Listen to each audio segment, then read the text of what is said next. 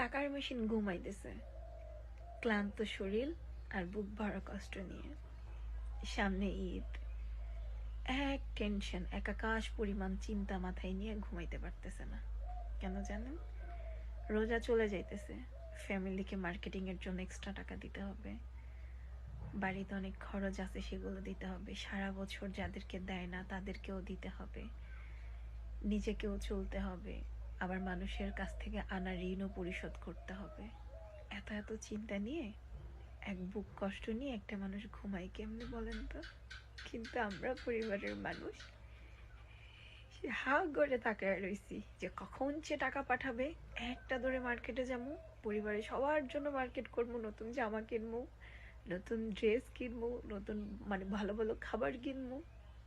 কিন্তু যে মানুষটা পাঠাইবো, যে মানুষটার মনের পরিস্থিতিটা কেমন হইতেছে, কত বছর যে একসাথে ঈদ করে না, কতটা দিন যে একসাথে খায় না পরিবারের সাথে, এই টাকা এই জীবনটারে শেষ করে দিল। টাকার মেশিনের চোখটা বন্ধ হয়ে গেলে দুনিয়াটা পুরো অন্ধকার হয়ে যাব।